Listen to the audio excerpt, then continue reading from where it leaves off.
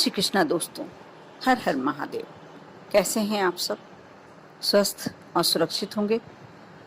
दोस्तों, शुक्रवार माँ लक्ष्मी को मनाने के लिए जो लोग धन की कमी के बुरे दौर से गुजर रहे हैं, बुरे समय से गुजर रहे हैं, कर्ज बहुत ज़्यादा हो गया है, बहुत परेशानी में है, कारोबार अच्छा भला चल रहा था, अच्छे से चल रहा था और किन्हीं कारणों से मान लीजिए किसी की नज़र लग गई या कोई कॉम्पिटिटर आपके बिजनेस में उतर ही आया और इससे आपका बिजनेस ठप हो गया, कम चलने लगा, या नौकरी में आप जैसी मनचाही सैलरी पाना चाहते थे आपको नहीं प्राप्त हो रही, तो आप शुक्रवार के दिन यह उपाय कर सकते हैं।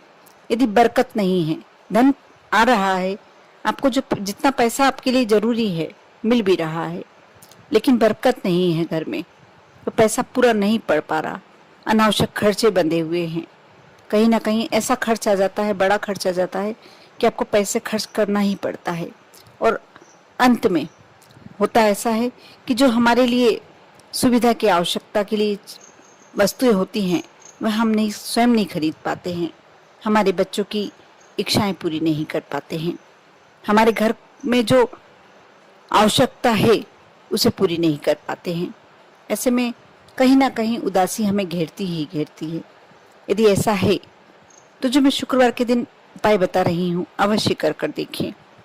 जैसा कि मैंने पहले बताया कि शुक्रवार का दिन माँ लक्ष्मी का दिन होता है, माँ लक्ष्मी की पूजन का दिन होता है और शुक्रवार को जब आप माँ लक्ष्मी को प्रसन्न करने के लिए छोटे छोटे कार्य भी करते हैं तो माँ लक्ष्मी प्रसन्न होती ही होती हैं।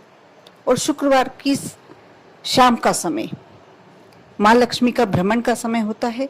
7 बजे के बाद आप जो भी कार्य माँ लक्ष्मी को प्रसन्न करने के लिए, और आप सभी जानते हैं माँ लक्ष्मी का वाहन उल्लू होता है और वह रात्रि में शाम से रात्रि तक भ्रमण करने के लिए माँ को लेकर निकलता है। और उस समय जब भक्त अपने घर में बैठकर माँ लक्ष्मी का आह्वान करते हैं, माँ का आह्वान करते हैं, माँ लक्ष्मी अवश्य ऐसे भक्तों पर अपनी कृपा बनाती है, उनके घर में प्रवेश करती है। दोस्तों, हम लोगों के शरीर में सबसे ज़्यादा पावरफुल हमारा कौन सा अंग हो सकता है? आप यदि जानते हो या नहीं भी जानते हो, नाभि स्थल, हर महिला, हर पुरुष का, हर बच्चे का नाभि स्थल, कहते हैं नाभि से ही हमारा पूरा शरीर क्रियाशील हो। ऐसा कहा भी जाता है कि नाभि से ही हमारे शरीर की पूरी मैनेजमेंट चलता है, पूरी क्रियाएं चलती हैं। और जब हम माँ के उदर में थे, हमें भोजन कहाँ से मिलता था? माँ की नाभि से प्राप्त होता था। यानी पूरा कनेक्शन ही हमारा नाभि से जुड़ा हुआ है, चाहे वह हमारी माँ का नाभि स्थल हो, चाहे हमारा नाभि स्थल हो।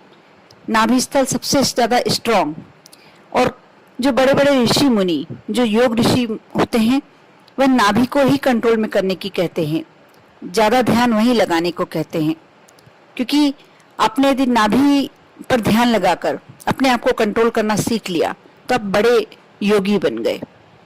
और पूरे योगी यही करते हैं, जो योग ऋषि होते हैं, अपने सबसे पहले नाभि स्थल को ही कंट्रोल में लेने की बोलते हैं, वहीं ध्यान लगाने की बोलते हैं। जैसे मैंने पहले भी बताया कि अब शुक्रवार के दिन सुबह स्नान के बाद थोड़ा सा इत्र लेकर आप जब तैयार होते हैं स्नान के बाद, उस समय यदि नाभि स्थल पर शुक्रवार के दिन सुबह के समय थोड़ा सा इत्र लगा लेते हैं, माँ लक्ष्मी की कृपा आप पर स्वयं होने ही लगती है। आपका पूरा दिन बहुत ही पॉजिटिव जाता है। पहली बात तो आप अपने आप में उत्साह महसूस करते हैं, क्योंकि इत्र अपने आप महत्ता तो है ही, लेकिन जब आप इसे अपने शरीर के कोई इसी हिस्से में लगाते हैं तो आपका पूरा दिन प्रफुल्लित होकर जाता है, उत्साहमय होकर जाता है। वैसे ही नाभि स्थल पे लगाने से आप माँ लक्ष्मी को अपनी ओर आकर्षित कर सकते हैं। जो मैं उपाय बता रही हूँ ये भी नाभि स्थल से ही कनेक्टेड है। आपको करना ये है कि आप शाम के समय 7 से 12 बजे के बीच, शाम को सूर्यास्त के बाद जब आप अपने घर में संध्या बंदन करते हैं, उस समय से लेकर आप जब भी चाहें 12 बजे तक, रात्रि तक, बल्कि उसके बाद तक आप चाहें तो कर सकते हैं। क्योंकि माँ लक्ष्मी का आह्वान, कोई भी देवी देवता को आप यदि सूर्यास्त के बाद अपने मन से याद करते हैं, वो देवी देवता आप पर अवश्य कृपा करते हैं, कृपा बनाए रखते हैं। आप शाम की समय जब भी आपको समय मिले, लेकिन आपको इस बात का ध्यान रखना है कि वह समय जब आप ये कार्य कर रहे हो, सिर्फ 5 मिनट आपको इस कार्य के लिए देना है, लेकिन उस समय आपको कोई डिस्टर्ब ना करे।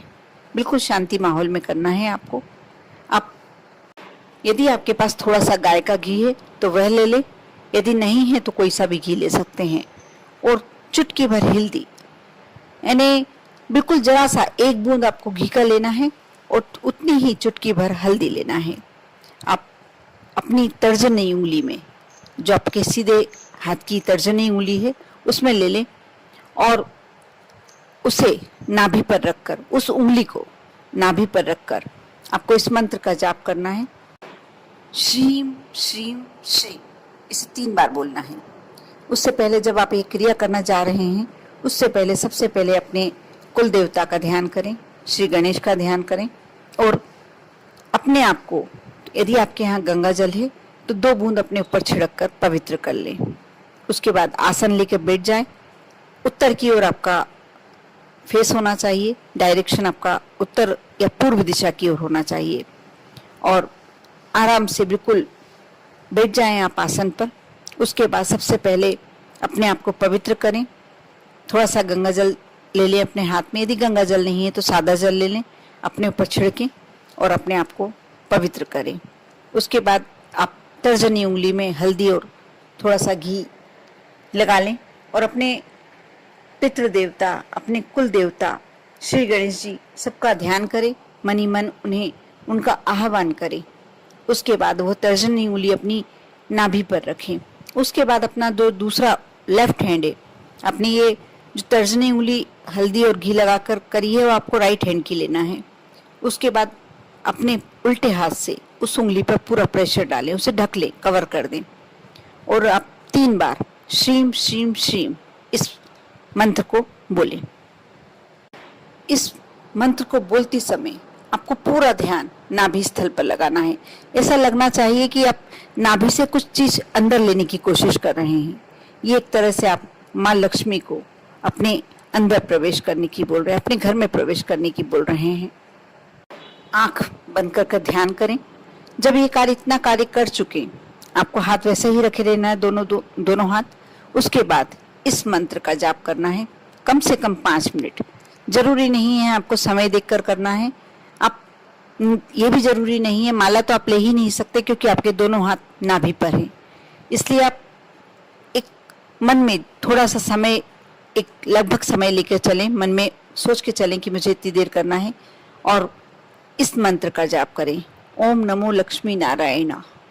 इसका लगातार आप जाप करते रहें कुछ देर तक। जब आपको लगे कि आपका समय हो गया है, आपने कर लिया है, उसके बाद आंखें खोलें। धीरे से नाभि पर जो आपने लेफ्ट हैंड रख के रखा है उसे हटाएं।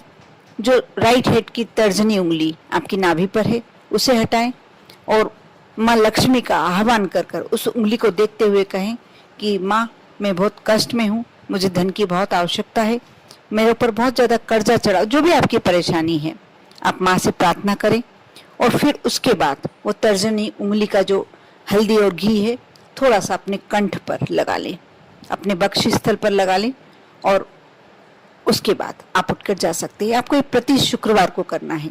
ये कार्य आपको हर शुक्रवार को कुछ समय तक करना है। आपको 2-3 शुक्रवार के बाद इसका प्रतिफल मिलना शुरू हो जाएगा।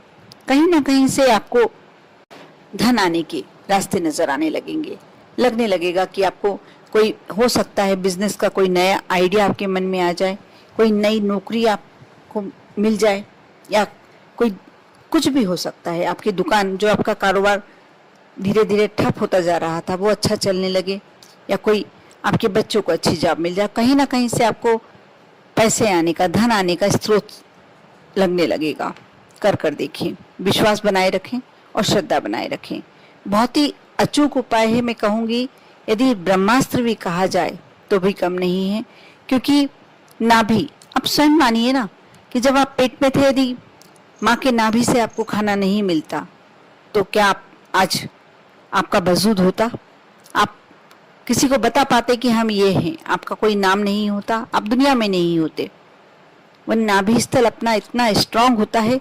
और आपने सुना भी होगा, आप जानते भी होंगे कि ऋषि मुनि जो होते हैं सबसे ज्यादा नाभि पर ध्यान केंद्रित करने का बोलते हैं, क्योंकि सबसे स्ट्रांग पार्ट। और जब हम उस स्थल से उस जगह को अपना स्ट्रांग कर कर जो भी चीज अंदर खींचते हैं वह स्वयं स्वयं आपके पास चली आती है। बस आपको कोशिश अवश्य करना है। और प्रयास करते समय आप इस बात का ध्यान रखें कि आपका ध्यान पूरी तरह से माँ पर होगा, लक्ष्मी पर होगा। आप यदि कार्य करते हैं, आप देखना कहीं ना कहीं से आपको धन आने के स्रोत दिखाई देने लगेंगे। कर देखें, विश्वास बनाए रखें, श्रद्धा बनाए रखें आप पर और आपके पूरे परिवार पर। माँ लक्ष्मी की कृपा हमेशा बनी रहे। ओम नमः शिवाय।